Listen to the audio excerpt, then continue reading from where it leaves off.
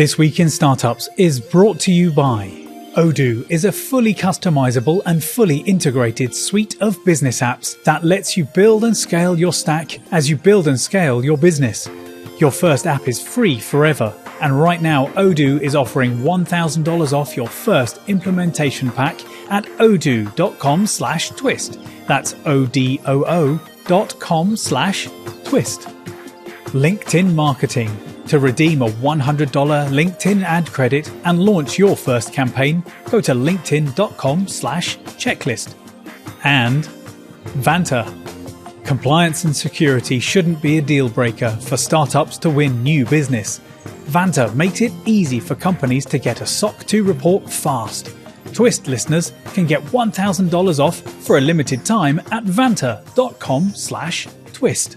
Hey, everybody. I want to tell you about Angel University. This is a workshop I've been hosting since I wrote my book, Angel, 3 or 4 years ago.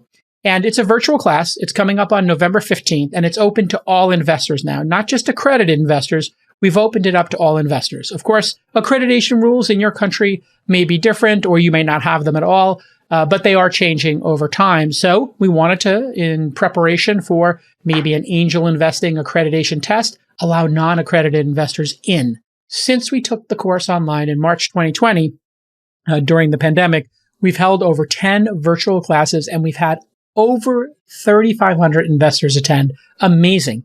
And many of those accredited investors are now part of my syndicate at thesyndicate.com, and we share deal flow and we invest alongside each other in what's called special purpose vehicles. You'll learn about that in the course. But again, the course is for all investors, whether you're accredited or you're a retail investor. It's just a learning day for you. In 2020, our syndicate deployed over $21 million in 38 deals.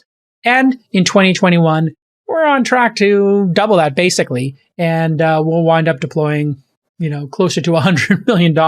There's a lot of great deals out there. We really vet them well. And this course is how you can learn to vet deals, find deals, and to network with other angel investors. I teach the course with my friend Mike Savino, one of my best friends and longtime collaborators. And in this workshop, we basically share all the lessons that we learned deploying tens of millions of dollars in over 300 startups, including ones like Uber, Robinhood, Calm, Trello, etc., and Superhuman. You're going to learn how to source and negotiate deals, evaluate startups, and manage your portfolio. We also go deep into adding value as an angel investor, and we do portfolio construction scenarios. We talk about securing pro rata rights, getting investor updates, what it means to have information rights, and just so much more. Plus, we recently added a new segment featuring an interactive investor Q&A with some of the best angels in the business. For November's class, we'll be joined by my friend Meb Farber. He's the Chief Investment Officer of Cambria Investment Management. And Meb has a great podcast that I've been on, and he's really into angel investing previously, and I think still public market investor, but he really got the bug and is now loving angel investing and the returns that he's seen. So the course is $300, but all the proceeds go to charity. Since March 2020, we've donated well over $50,000. Whether you're an accredited or non-accredited investor, to learn more, go to angel.university. Okay, everybody, welcome to episode 5 of our startup checklist. These are 100 bullet points that you can go through with your team, with your co-founders, and just check each one to make sure you're thinking about every single aspect of your business and you're not forgetting something. The reason we came up with this was because we read a book called The Checklist Manifesto, had a profound impact on me and my team. Essentially, if you create a checklist, your rate of failure will go down dramatically. If you try to remember all the things you have to keep in mind, well, you're going to crash the plane or you're going to kill the patient. How do we know this? Well, in the book, The Startup Checklist, they talk about how they created checklists and procedures in operating rooms and lowered the number of people dying from things like septic shock when you get bacteria in your bloodstream. Or they had a story in that book about how they kept crashing airplanes with 4 engines on it, and they thought pilots would never be able to fly a 4-engine aircraft. When they created checklists and they had the pilot and the co-pilot and maybe the navigator all working through checklists saying, okay, flaps up, check. Okay, speed indicator, checked. Okay, oil indicator, check. Then they had less accidents. It turns out the pilots who winged it would sometimes forget to check the oil. They'd check that they had put the landing gear up or down or the flaps, and then they die. Well, startups are not a matter of life and death, thankfully. But if you have a checklist and you go through it, the chances of you forgetting something really important will go down and your chances of success are going to go way up. So in the previous 4 episodes, episode 1, we did qualities of a winning founder. Basically, what do you have to do? What do you have to have inside of you in order to win? Episode 2, we did another 10 checklist items around business model. Episode 3, we talked about your customers. Do you understand who your customer is? Do you know how to delight them? And that's part of the startup flywheel, right? Is customers. Then episode 4, we talked about building a great product. Again, that's part of my startup flywheel, customers, product, team. And today, episode 5, we're going to talk about building a great team. Again, a flywheel is something that once you get cranking, will pick up speed and it will grow, hopefully violently and delightfully and just uncontrollably. If you get your team right and you get the team to build a great product and you delight customers, that compounds itself because the customers give you money and they give you data to build a better product. And if you have a better product, you get more customers. And if you have customers, you get money to build a better team or give raises to your team or give them more resources. This should all be self-explanatory, but many of the founders I talk to, I will have a half-hour conversation with them. They don't talk about their team. They don't talk about their product. They don't talk about customers. They talk about market size and competitors, and they're not focused on these 3 important things. You can see the entire checklist at thisweekinstartups.com/checklist. thisweekinstartups.com/checklist. And you can print it out and you can, take this and copy it and rehash it, build your own blog post, tell me what we got right, what we got wrong. You could create bullet points under it with your own checklists. We did all this on Notion. Feel free to create a new copy of the page. All I ask is that you link back to thisweekinstartups.com/checklist. So we hope this is a living document. I'm probably going to look at this every year and edit it and change it based on what changes in startup land. So let's get into building a team. All right. The first question I get all the time is, do you need a co-founder? If you're a first-time founder, the simple answer is probably yes. It's really lonely to start a company and it's super stressful, and having a co-founder will make it less lonely and less stressful, especially if you can divide and conquer. Maybe you're great at fundraising, you're an extrovert, you love traveling. That's a full-time job. And then maybe your co-founder is an introvert and they love product and they love studying the metrics and they don't care about going on the road and they freeze up when they're put in front of, a group of people in a boardroom trying to take their money and they don't like to ask people for money. Plus, speaking of money, VCs expect you to have a co-founder. Why? Well, if one person quits, you got a backup plan. This is why VCs, accelerators, always want to see 2 or 3 founders. If it doesn't work out, they got a backup plan. Remember, they're putting in millions of dollars. It would be kind of like going on safari and you're driving through the desert and you're, Land Rover Defender and you don't bring a spare tire. You kind of bring 2 spare tires, don't you? When you're going out into the, and you bring a air pump and you bring a kit to fix flats. They want to see some redundancy. They want to see a backup plan. Most startups don't work. Everybody knows that. If you're betting on a solo founder, you're basically doubling or tripling the risk. So if you have empathy for investors and you just think if you were on that side of the table, when they see a solo founder, they think, no bueno, this is too much risk. And they have other choices. So they have other teams that they can invest in that will have multiple founders. So therefore, you're going to lose in the zero-sum game of getting money from investors. Again, it's a zero-sum game. They invest in one company. They may have the money to invest in a second or third company, but they don't have the time. Time's the gating factor here. If you don't have a co-founder, it's incredibly hard to find one. You have to convince somebody to go on this journey with you. You have to know and pick them as if they were a spouse. And most people find it from having worked for 10 years with other people at another company or on another project. So you're going to have to take some risk, have 3 people, but you vest. So if one person doesn't work out or if a 4th person doesn't work out, their stock options go back in the pool. Maybe they vested 1 out of their 4 years. And, it's hard to find co-founders. And if you can't find one, you kind of failed the first test. It means you can't convince people that your idea or you are good enough to go on this crazy adventure for. And that's where you have to reflect and look deeply inside yourself and say, what is it about me that people don't want to come on this journey with me?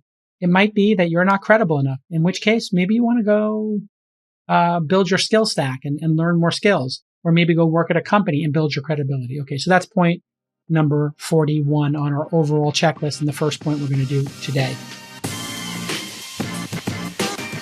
If you listen to Twist often, you've heard me talk about Odoo's suite of business apps a lot.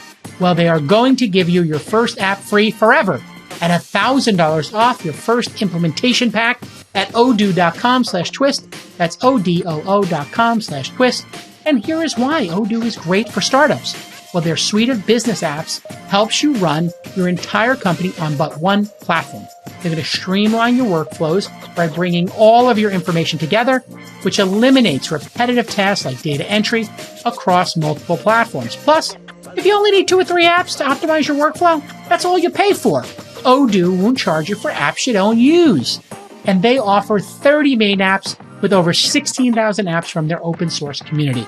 Their apps include bookkeeping, sales, CRM, website builders, and more. Again, your first app is free forever, and Odoo is offering a $1,000 credit on your first implementation pack.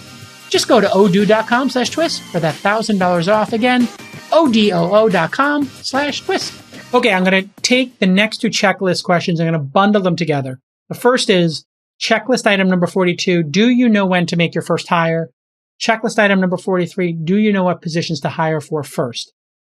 So you have to, in the marketplace, get somebody to quit their job and come work for a startup that is high risk. This is not an easy task. So let's assume you have 3 co-founders, right? You're going to have to assess, well, what do the 3 of you do really well? And are there any glaring holes in your team? So let's say you have 2 developers and somebody who is a great sales executive who's doing the fundraising, and they're the CEO, and one person's the CTO and the other person is the president. What are you missing? Maybe you're missing a designer, somebody who's great at UX. Maybe you're missing somebody who's great at customer support, customer happiness.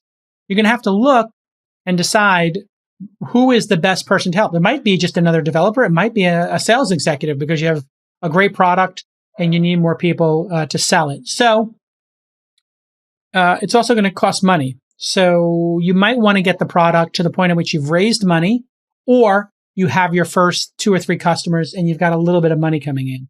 Because what you don't want is to have that person sitting there doing nothing. Or you don't want to hire somebody for so far below market that they quit. And so it can be a difficult thing to figure out. Once you've raised money, well, then you should start thinking about, hey, where do we need to be in 18 months? Hopefully you've raised 18 months of runway. Where do we need to be between 12 and 18 months when we start the fundraising process again? Will we be at break even and we don't need to raise money, or profitability? Will we be burning $50K a month but have 10 customers who are spending $10,000 a year with us? You want to really do a little bit of a plan there, and the plan will then dictate what you need. So if you're trying to get to $10,000 a month in recurring revenue, $1,000 a month per customer, 10 customers, well, you need to sell those 10 customers. Well, you're going to need to have 2 salespeople if your salespeople sell 1 person every 2 months, or you're going to need 1 person if they sell 1 person a month. You get the idea. And so let's move on to checklist point number 43. Do you know what positions to hire for first? Okay, we've talked about that first hire. You really want to get somebody who is filling in basically for the 4th founder position or the 3rd founder position, and who's going to move the ball forward. Now, once you've raised money, now you have to start thinking about what positions you're going to hire first. Sometimes you're going to need to hire a lot of people in one group. If you are an AI company and you're doing machine learning, it's going to take 2 or 3 people, right? So you may need to hire them before you do anything else because you're pre-product market fit and you cannot get the product complete without those 3. And you're going to need to think about, well, when are you going to start the sales process and the marketing process? One of the most frustrating things for sales and marketing people is to come to a company before they have product market fit, before they've finished the product, because they're going to sit there twiddling their thumbs. What do I do? Write marketing materials? What do I do? Create ad creative when we haven't finished the product? It's incredibly frustrating. Same thing would be true for a customer support rep. Well, if there's no customers, what's the rep going to do? be very careful to not hire too early. Conversely, if you've got the sales team out there selling and you don't have customer success and customer support in yet, you are quickly going to be faced with churning customers. This is where a plan comes into place. If you make a plan for how many customers you're going to have, how many you're going to add each month, well, you've set a target. I want to add 2 customers a month. Okay. Our sales executives can land 10 meetings a week at scale, but they ramp up to that. So let's just put it at 20. We'll cut it in half. They're going to do 5 meetings, 1 a day. We think that's what we can book. Okay. We know that every 20 results in 1 sale. So we need 2 salespeople. Over time, great salespeople will become more efficient. Maybe they'll get 30 meetings and therefore they'll start signing 1 or 2 customers a month. Okay, great. So you can kind of model that. You also know that salespeople turn over quickly because in a lot of cases, they might not be missionaries. They might be mercenaries. And so you might expect a little bit of a higher turnover rate. Therefore, you're going to say for every 3 sales executives, we expect 1 to not make it past 3 to 6 months. Therefore, our hiring plan is to hire 6 salespeople to get to 4. And if we happen to get to 6, we'll be delighted. That means we have to hire 1 every month for 6 months so that in month 7, we have 4 up and running, landing 2 customers. If we are in fact landing 2 customers each and we have 8 coming in a month, we're going to hit this amount of revenue and we're going to need ballpark, 1 customer success person for every, 10 new customers a month. Great. And we're going to need to have a customer support rep. You get the idea. You're going to really want to think through a plan. And when you have a plan like that, the goals you set in the plan will determine the resources needed. In other words, the human resources needed, the positions needed. Some you can outsource, most of them you cannot. Accounting you can, legal you can, HR you can, but sales you can't. So keep that in mind. If you can outsource, certainly accounting, legal are always, and human resources are almost universally today outsourced in the first 2 years. Okay. When you're starting out, people tend to hire generalists and then specialists. What do I mean by this? The first 5 employees at a company tend to do 3, 4, 5 jobs each. Then over time, you get to 50 employees, and those 30 skills, you tend to have 1 or 2 or 3 people working on each one. What's an example? Well, when you're starting out, you might have an operations person. They might do HR. They might do the accounting. They might do legal. They might do fundraising. And they might manage the office if you had an office. And they might also do IT. Company hits scale. You tend to have an IT manager, an HR department with 3 people in it. You'll have an accounting firm, maybe an internal bookkeeper. You get the idea. If you're ambitious, it's great to be an early employee at a company because the generalists get to do so many jobs. However, if you do not quickly become a specialist, you will get replaced by a specialist. That's why you see some people who do 4 years at companies and then go to another startup. Why? They like the 0 to 1 function, going from no product to having a launch product, from no customers to a customer. And that's okay. Those generalists are awesome in the world, but they tend not to be specialists. They may not like to do one thing 50 hours a week, which is what you need at scale. Okay, so what do you need early? You really need developers and product managers early. What don't you need? HR, lawyers, PR. That stuff comes later, and you can outsource that stuff. Keep in mind the bar raiser hiring process at Amazon. Every person you hire should be better than 50% of those in similar roles. Basically, the concept of hiring is, if you have the resources, you want to hire people who you can learn from as the founder. So I always try to hire sales executives or operational people who have done more of that than me. Now, I'm 50 years old. I've done a lot of this stuff. So the chances of, as you get older and wiser and you got more scar tissue and you've done it multiple times, the chances of having somebody you can learn from as in a hire goes down. But I still find them, and it's really great when I do. So hire those bar raisers, especially if you're a first-time founder. And when I was a first-time founder, I had Carol Martesco, Elliot Cook, a lot of people around me who knew much more than I did about running companies, Joanne Wilson. And they basically were able to pull me up and say, hey, schmuck, here's how this works. And I'd say, oh, thanks. I had no idea what the difference between accrual and cash-based accounting was. And they had been through that 10 times. And they're like, do this, do this, do this. And I was like, okay, I'll just listen to them. And it was great for me. Listen, right now, LinkedIn is going to give you $100 towards your first ad campaign on LinkedIn by just going to linkedin.com/checklist. And then you're going to get the $100 right in your account. Now, you know you need high quality leads. Every startup founder and marketer has been there. You're not alone. You're planning a launch. You got a great campaign coming. You know your audience, your team's happy. Everything is going according to plan, except for that one thought in the back of your head. How can I be sure that my acquisition campaign is going to drive high impact leads for my sales team? And they covet, they need those high impact leads. Well, with LinkedIn ads, you don't need to guess, because when you advertise on LinkedIn, your message reaches people who are ready to engage. Over 30 million companies are active on LinkedIn, and over 71% of professionals use LinkedIn to make business decisions. LinkedIn equals business, business equals LinkedIn. It's that simple. So here is your call to action. Do business where business is done. Startup marketers, don't wait to start achieving your brand and lead gen goals. Start today. LinkedIn is offering our listeners a $100 advertising credit. So just take that $100, get that credit, and start your first LinkedIn campaign at linkedin.com/checklist. Terms and conditions, of course, apply. Let's go on to checklist item number 44. Should you build a distributed team?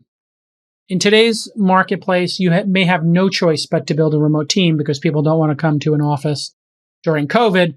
Let's assume the pandemic turns into an endemic and we get past this and COVID is no more than a typical cold, or that these vaccines work with the Nova and other vaccines coming out. So to date this podcast and when it was taped in 2021, in the fall of 2021, we're still dealing with the pandemic. So that affects the advice here.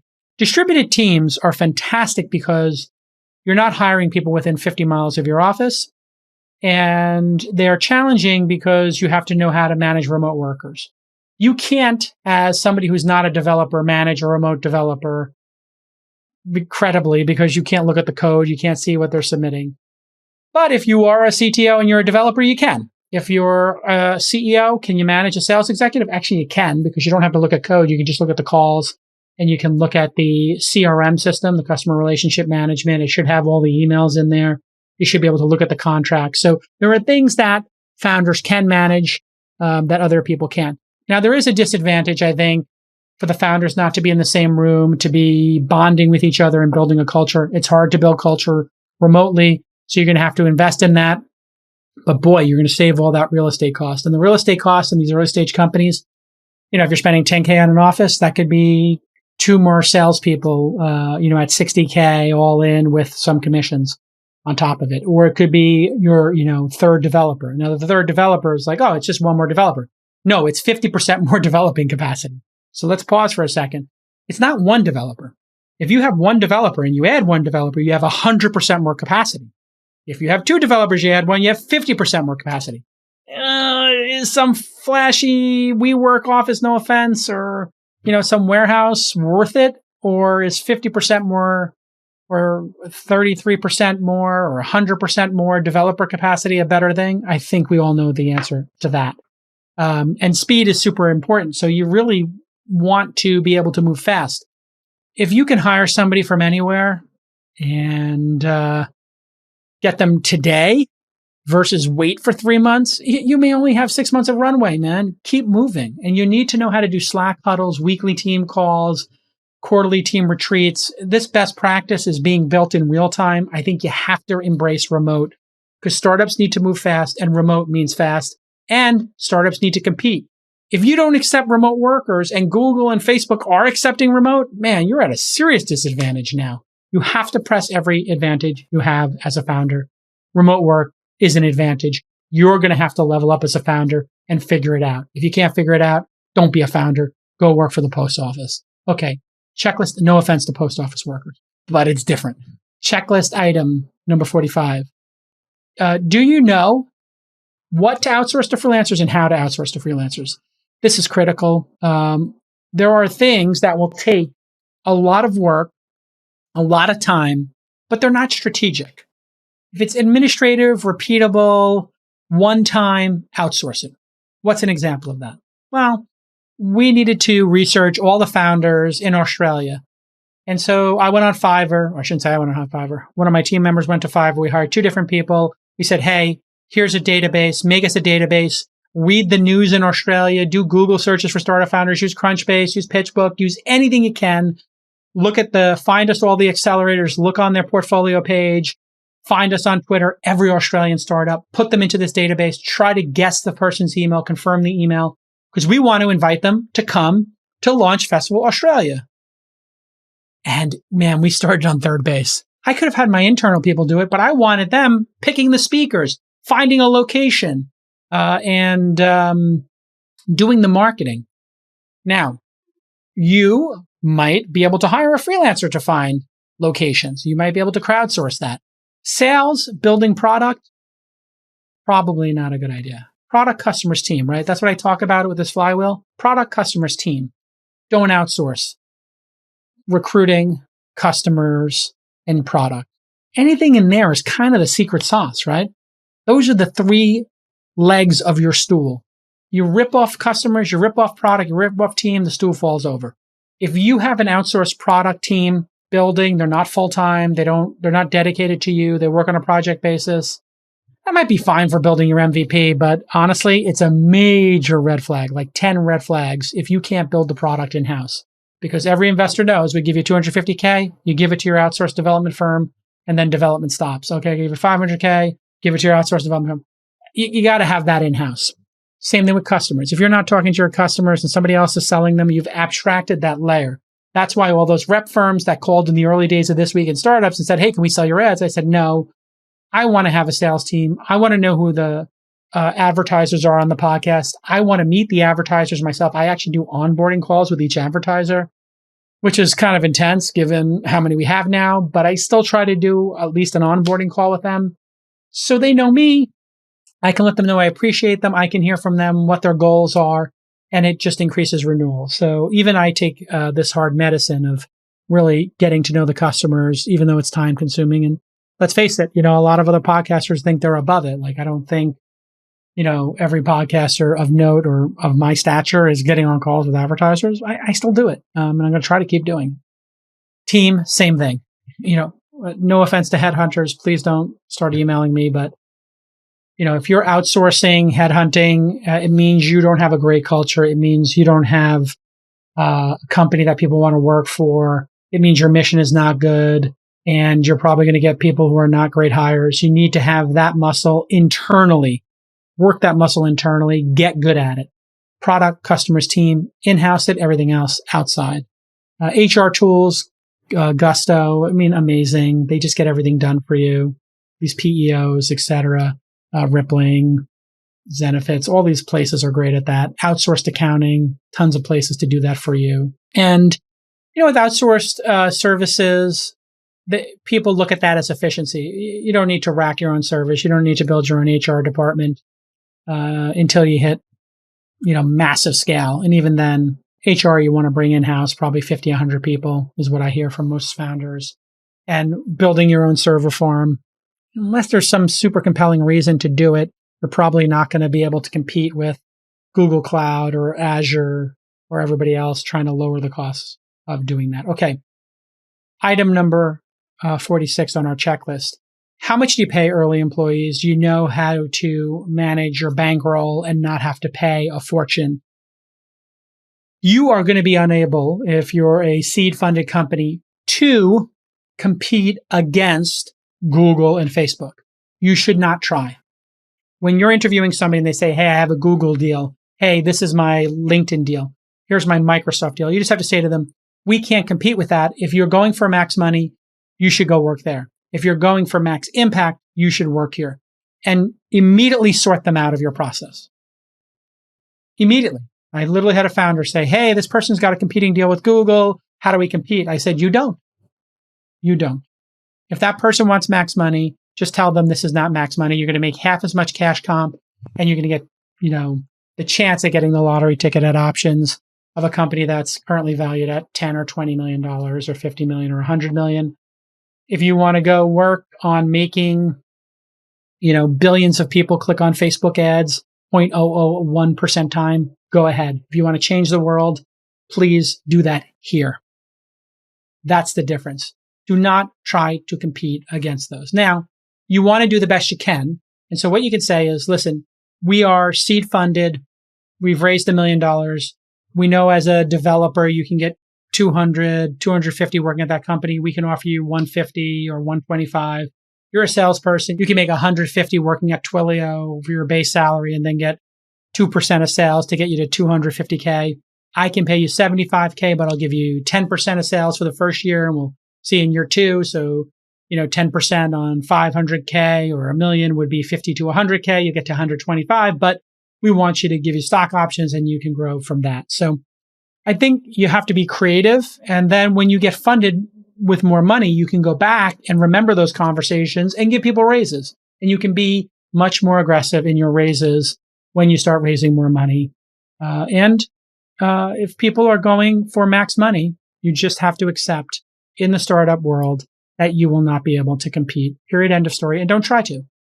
You can always also look for, if this person's a VP of sales and you can't get them to leave some SaaS company doing 100 million in revenue, who's 2 steps below that person? Is there a sales executive who wants to be the sales manager? Is there a sales manager who wants to be your VP of sales? That's the way to do it. Is you take somebody who's the 6th, 7th, 8th player on the basketball team, but not in the starting 5, and you say, we believe you should be a starter. On our team, you'll be a starter. So sometimes in the NBA, they'll say, hey, this person is going to go to this team to chase a ring or to be on a team with a winning record. Oh, this person is going to go to a team because they want to be the man and have the ball in their hands and be starting and playing 40 minutes. So they're picking the team not based on how much they can get paid, all things being equal. They're picking it based on the role. That's what you're looking to do, is find people who want to be the man, or that's in the case of the NBA, or the woman in the case of the WNBA, who want to shoot their shot, right? And who want to get more minutes on the court. And that's what you're selling. And if people are mercenaries and they want to go for money, just cut them off immediately. We can't compete with Google. Our offer is going to be on a cash compensation basis far below Google. And then stop talking and see what they say. And they say, oh, well, I need to make max cash. Can you match them? And you say, there is no way we can match them. Period. End of story. Okay, SOC 2 compliance is critically important. Why? If you don't have SOC 2 tight, you're going to lose major customers. You just can't close them. It's that simple. And guess what? Vanta, V-A-N-T-A, is going to give you $1,000 off your SOC 2 compliance. Vanta's compliance software makes it easy to get and to renew your SOC 2. They continually test against technical and non-technical SOC 2 requirements. They partner with over 24 audit firms who have been trained to file SOC 2 reports directly within Vanta. And on average, Vanta customers are SOC 2 compliant in just 2 to 4 weeks, compared to 3 to 5 months without Vanta. Take it from Kitty Hawk CEO John Hegrains. He heard me read Vanta's ad and emailed me about how much he loves Vanta. I'm kidding you not. John told me that Vanta was essential in helping Kitty Hawk get SOC 2 compliant so they could target larger customers. If you haven't heard of SOC 2, you will when you get to those big customers. So unlock the big sales and give your employees time to work on more business critical assignments like your product, like sales. Vanta's giving Twist listeners a $1,000 discount on their subscription at vanta.com/twist. Once again, vanta.com/twist for $1,000 off. VANTA.com/twist. Okay, let's go to checklist item number 47. Do you have a plan to give each employee the right amount of equity? Do you know how much equity to give to your early hires? This is where working with your attorneys and your venture capitalists can come in handy. Putting aside co-founders for a second, there is a schedule as the company grows of how to give this equity. If a person is coming in as a co-founder and you're splitting it 3 ways and they're there at inception and they're all vesting, 4 co-founders, 25% each, and then you give 10% to the employee stock option pool, you give 20% to your investors, everybody takes a 30% haircut, 30% off of 25%, you get the idea. You're going to start and getting down into the teens. And then eventually each of the 4 co-founders is going to own 4 or 5% of the company. If it's 2, they might own 10% each by the time the company gets sold or goes public. If it's a solo co-founder, they could own as much as 15 to 25% of the company. Very rarely happens. There are tons of websites that will break this down for you. You need only do a Google search or look on those websites. But senior engineers in the early stage, they could get 50 bips to 1%. A VP, somebody in a top 10 position, like a CTO, VP in the early days would get low single digits, 1, 2, 3, 4. Again, vesting over 4 years. People who are junior engineers, they might get 10, 25 bips. Mid-level engineer, 25, 50 bips. When they say bips, that means fractions of a percentage. So 50 bips is half a percentage point. 25 bips is a quarter of a percentage point. So not 1%, 50.50. And then, other folks junior people might get a token 5 to 10 bips. It's very limited equity. So you really want to be smart with it. And then you want to look as time goes on and say, hey, when do we need to ask our board to give us more equity? Because you blow out your ESOP, employee stock option pool. That first ESOP should last you through the Series A. Maybe the Series A, you would top it off 5%. And then that would come either before or after the financing. Some of the investors, if they're giving you a Series A term sheet, says, we want you to take, everybody on the cap table takes the 5% hit, then we put our money in. So they're not buying 20% of your company and then immediately losing a point. Right? So they want the equity refresh to happen before that. So there are little issues like that people negotiate on the margins. But you want to be generous, but realistic. And you want to have a plan for where this is going to get you. And that's where having a great board and advisors and people who have done it before comes in really handy. If you go to thisweekinstartups.com/basics, we did a stock options episode with Becky DeGraw from Wilson Sonsini. Amazing episode. An amazing takeaway from that was selecting for your 83B provision. This is crucial for founders, employee stock options, because it gives you the option to pay taxes on the total fair market value of your stock options at the time of the granting. If you don't elect this option, you're going to owe taxes on your stock after every new round of fundraising. It's a really challenging thing. Just bring up 83B with your startup lawyer so you understand it. Vesting schedule, 4-year commitment. That means you divide the number of options into 4 years, that you're going to get that amount per year, but a 1-year cliff. So you get nothing until month 12. After month 12, you might vest monthly or quarterly. In other words, you would take 1/48th of the option grant. So if you had, let's say, 0.98, just to make it easy, 0.98% of the company, 48 months means you're getting 2 bips a month. So after you get that first year, then you get 2 bips a month. What that means is it's being fairer to both parties. If you don't stick around a year, you're that lame, or we're that lame as the company that you don't want to stay. You shouldn't be on the cap table. But if you do get to month 13, we had a good enough time to get to know you. You had a good enough time to get to know us. That's plenty of time. You get that big 25% equity grant. And then after that, you go monthly, so that if you were to leave in month 7, you're not sticking around to month 25, which is in the bad interest of everybody if you shouldn't be there, right? You don't want a dysfunctional employee who's sticking around for a long time. I actually, in my venture firm, I have people vesting in 6-month clips and year clips for the funds. Why do I do it that way? Well, I want people to take a 10-year view of working in venture capital, not a monthly view.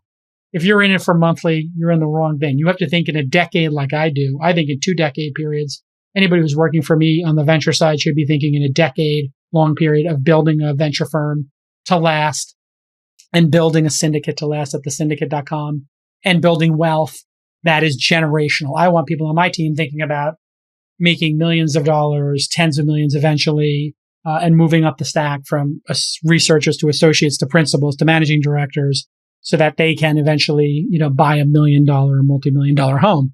You can only do that if you're around for 10 years, because these investments take 10 years to mature and you have to vest them. You get the idea. So some people do 5-year grants now to keep people even more invested. It's interesting stuff. You can build an org chart with your board. This is like board level discussions that you'll get good at eventually. Number 48 on checklist. Do you know when to start thinking about culture? Day one. Day one, think about the culture you want. And the culture should be about you and the founders. What makes you want to come to work every day? You do not have to make a culture that is for everybody. That's a mistake. You want a culture that works for you and your co-founders and then employees second. Why?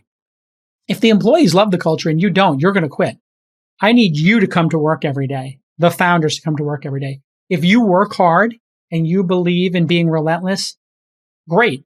If you, on the other hand, believe in 6 weeks of vacation and people turning off their computers at 5 and not checking email on the weekends and life-work balance, and you have the opposite of that going on at your company in either situation, you now have conflict and dissonance. Your employees want life-work balance. You are working every weekend and nobody's responding to your emails and Slack at 9 p.m.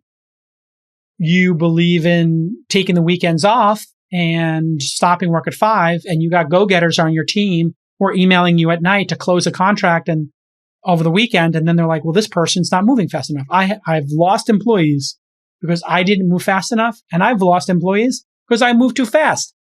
It's like Goldilocks. Some bosses are too hot, some are too cold. You got to get to that just right moment. The just right moment happens because of alignment, and you got to write it down. So for me, I like people who do not need to be managed. I like people who manage themselves. At a certain point, when we were doing more remote work and I was trying to manage more and more people, I said, I want a culture where everybody comes into Slack every day and says, a transparent culture. This is the 3 or 4 bullet points I'm working on. At the end of the day, they say, this is what I got accomplished today. And they linked to the documents in Notion or spreadsheets on Google Sheets, or the Asana board or CRM system for sales, whatever it is, so that everybody was super informed. I had 2 people who refused to do it. They don't work for me anymore. Great. One of them said I was micromanaging. Not micromanaging. I'm trying to have you manage yourself. Well, I can manage myself. I'm like, great. Then spend 5 minutes in the morning and 5 minutes at the end of the day just saying what you're doing and what you got done. It turned out that those 2 people, in hindsight, in the debriefs with their coworkers, were the least collaborative and didn't work as hard as everybody else. Great. There was tension there. I want to have things outlined of what people are getting done. Now, the reason I'm doing that is not to micromanage. It's so I don't have to do any management. That SOD and EOD program I wrote about on my blog, you can type in Calacanis SOD EOD, start a day, end a day. If you just type that in, and we'll link to it in our notes here at thisweekinstartups.com/checklist. That SOD EOD program was embraced by the high performers and people who wanted to advance their careers. And it was framed as micromanaging by people who wanted to be professional managers and not do work and felt certain work was beneath them. It's that simple. And great, it's my company. So I get to choose. And I chose that. And if people didn't do their SOD EODs on some consistent basis, it just didn't work out for them here. And that's fine with me. I do it at both companies, actually. And what everybody says is our communication and our execution is higher because of it. Great. And there was 1 or 2 people who said, I feel like my SOD and EOD are really light. And I said to them privately, so you feel like you're not contributing enough? And they're like, yeah, I'm really worried. I'm like, what are you worried about? I'm going to fire you. You're going to fire me. You don't need me. I'm like, what if you raised your hand and said, can I help anybody with any projects? I have some extra time. They're like, oh, that's a great idea. I'm like, why don't you try it? They tried it. They got included in more projects. They learned more and they loved the job. Now I have the opposite problem. I have some people who are so hardcore that their end of days, end of weeks have too many things on them. They do too much. And I have to tell them, can you take a vacation like producer Jackie, who's now a managing director? I'm like, Jackie, I'm getting these notes about how many days you have off accumulated. Do you want me to give you that as money? Or would you take a goddamn vacation, please? And I got her to take some days off. So I actually had the opposite problem. Now, that does not mean I'm advocating for 996 either. It just means I'm looking for hardworking people who manage themselves. If you're not a hardworking person, you don't manage yourself, this is not the company for you. There are places where people get put into very specific silos and they get managed and they're not allowed to do things in other verticals. How many friends do you have? Or maybe you had this experience. I'll ask the people who are watching live right now. How many of you had the experience where you did extra work and somebody told you, please don't do that. That's not your responsibility. That's this person's job. That's what I was getting told my whole career. You know what I said to that? Well, that's stupid. I literally said that to a manager. I was like, well, that's dumb. I have extra time. I want to do more work. Why wouldn't you let me do that? Well, that's their job. Well, what about the company? That job's not getting done. That work is sitting there undone. Like I literally am setting up computers and then there's servers to be set up. And that person went home and the servers are still in the box. And I took them out of the box. I cleaned them. I racked them. I put the NIC cards in, network interface cards. I set them up. And the next day I got yelled at for doing it. And I said, but it's done. And they're like, it's not your job. I'm like, but it's done. And now we can do the next job and get the out of here and I'm sorry, bleep that out, but get the out of this job and go do the next one and make more money for the company. And I worked late because I wanted to go watch the Knicks game and eat dinner. This is in the 90s. I was going to go watch the Knicks game at CCC and, go have some food and expense it on the company. So I cost the company $40 for my dinner and I got a Lincoln Town Car home and I stayed here until 9 o'clock, 8 or 9 o'clock. And then I watched the second half of the Knicks game. It was literally a true story. And I almost got fired. I was like, I need to go work for myself. It's just some people, So anyway, back to the checklist item. Do you know when to start thinking about culture? You want to do it early. You can look at all the different ones that have been done out there. You can read all the books about it. What's essential is that you write down, at our company, this is what we value. And this is our culture. And you can change that. It can be a living doc. But if you don't write it, then when you hire people, you can't show it to them. And then you hire the wrong people and they say, well, I believe that I should not check my email on the weekends. And it's like, in a finance business or in a sales position, if you did that, oh my God, you're going to lose. So you have to write these things, in a way, that are shared with people. I have another friend, conversely, who said, I, have a highly profitable business. I don't want anybody stressed out.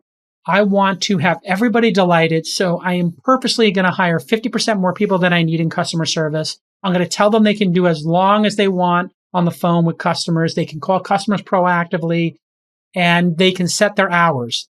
Literally, a friend of mine did that. And they let people set their own hours as long as they put in the 40 hours a week, and they shouldn't do overtime. They were told not to do overtime. And they had the most delighted customer support staff in the world that was overstaffed because they were wildly profitable. You ever go to a hotel that's a 5 or 6-star hotel, like Aman Hotels or the Rosewood Hotels? I think they're called 5-star, and I think Aman is 6-star. Anyway, those hotels, you'll have 4 people clean your room at the same time. I'm like, whoa, what's going on? Am I in trouble? 4 people walked into the room of the Aman Tokyo at the same time. And I was like, this is crazy. It was a $1,500 a night hotel. I treated myself. I was there for book tour. 4 people are not needed, but that's the way they do it. They want your room turned over in like the least amount of time possible, and they go crazy cleaning everything like maniacs. Different businesses can have different philosophies of how to do things. One might be going for, we're going to start knocking on your door. You ever have that knock at 8 a.m. at a hotel? And they're like, housekeeping. You're like, at 8 a.m. Really? And then they come back, housekeeping, 9 a.m., housekeeping, 10 a.m. I'm like, oh my Lord, please stop doing that. And they're like, well, housekeeping leaves at 4 o'clock. Therefore, we have to get your housekeeping done by then. This is a stupid example of 2 different styles of businesses having 2 different priorities. One is efficiency and cost to keep the prices low. And one is luxury and making the person feel cherished and not caring about efficiency. 2 different strategies. If you mix those strategies in the same culture, it creates chaos. So as the founder, please define your chaos early. And frugality is one. Amazon is frugal. Other places might not be. Okay. Checklist item number 49. Do you know when to fire an employee? If you think there's a question, if there is any question, there is no question. When you have a question about an employee and you don't think they should be there, get rid of them. It literally 90 times out of 100, your gut's correct. Now, there is a process legally of how to do this to make sure you don't get yourself in trouble. Work with your HR department. But almost universally, people hold on too much longer. I used to think about creating performance improvement plans, and trying to be this master motivator in my, 20s and 30s. And then I said, you know what? I'm not here to motivate you. If I have to motivate you, I can mentor you, but not motivate you. If you are not driven, hardcore, if you don't learn, if you don't have a love of learning, if you don't have a love of becoming better at your job, I cannot put that in you. That was your parents' job. That's your job, is not my job. I can give you goals, targets, support, and mentoring. Those are things I can do. And so what you need to do as when you're thinking about firing somebody, ask yourself, like, which bucket is this falling into? Is this something intrinsic about the person? They're lazy, they're not thoughtful, they're not type A, and they're in a type A position, or they're not customer facing. They shouldn't be a customer facing person. They're angry. They're curt with people. They're bitter. They're not a good communicator. They get annoyed by people. They get frustrated. They get misinterpreted. They're an introvert, whatever it is. They're not customer. They should not be customer facing. And then you have other people who are super customer facing. Like maybe you hired the wrong person and their alignment's not there. You can't change that. It's just too far of a bridge to cross. Now, you could take somebody who is affable and make them delightful. You could take somebody who's delightful and make them effervescent. You can, on the margins, train people on how to be 10, 20% better at something. Very rare you can get somebody to take that huge jump. So ask yourself, is that even going to happen? And again, be professional, be graceful, give people severance unless they've done something wrong and you're firing them for cause. And even when firing for cause, you can talk to your human resources department about this. But when you fire somebody for cause, if you say, hey, it's not working out, we'd like you to resign. And if you resign, sign these papers and we're going to give you 2 weeks severance, or we're going to fire you for cause if you don't want to sign these paperwork. Like, there are people who do that kind of a situation for like, here's your exit ramp and here's the alternative. I think that's becoming a bit of a best practice. In all cases, don't gossip about people. Don't give people a hard time. Don't say bad things about people specifically. When I talked earlier in this program about people who didn't enjoy working under the SODEOD, I didn't mention which company it is. I created an amalgamation of that, and it was years and years ago. So like, you wouldn't hear me say this person. So you'd have to guess it's one of these 10, 20 people. You don't ever, ever, ever want to put yourself in a position where you're bad-mouthing a previous employee. It just makes other employees think that you're going to do it to them. Be graceful, be professional. If other people on your team are bad-mouthing a previous employee, you can say, you know what? We made a mistake, and put it on yourself. Or they did the best they could. We're happy they found a better fit. You got to kind of move into that. When I was younger, man, I would get angry when somebody would leave the company. Man, I would be like scorched earth. Can't believe this person left the team. I just had a very like cutthroat attitude about it. I've since moved on from that. And I've even had boomerang employees. I've had great employees who've left. And I said, oh, I'm really disappointed you're leaving. Would you like me? I literally said this to somebody recently. Would you like me to fight to keep you here? Or would you like me not to fight to keep you here? And they said, no, I've made my decision. I want to go. And I'm like, great. If it doesn't work out, I've always got a spot for you. They were just like, J. Cal, I love you. Okay. Be classy is another way of saying that. Now, if somebody steals from you or otherwise does something, absolutely, there's a different checklist item. You are within your right to pursue legal remedies or do what you have to do to fire them for cause. And I wouldn't say badmouth them, but you also are not obligated to give them a positive reference in the future.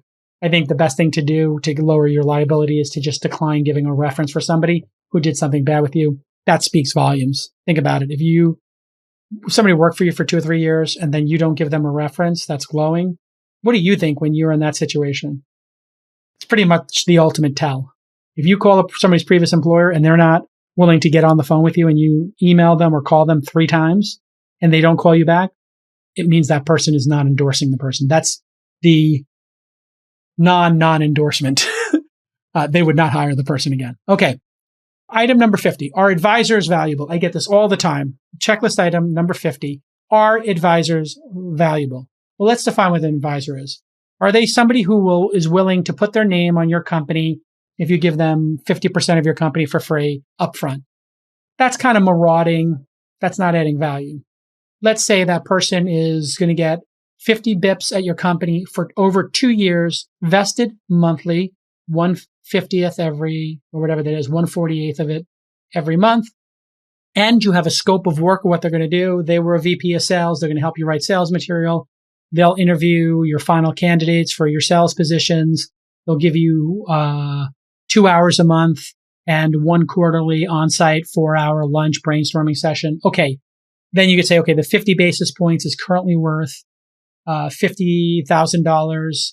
And when we become a $100 million company, it'll be worth $500,000. Therefore, $50,000 for their services. If it fails, $500,000 if it works out, great. I'm going to hire that person as an advisor. Make sure you document everything nice and tight.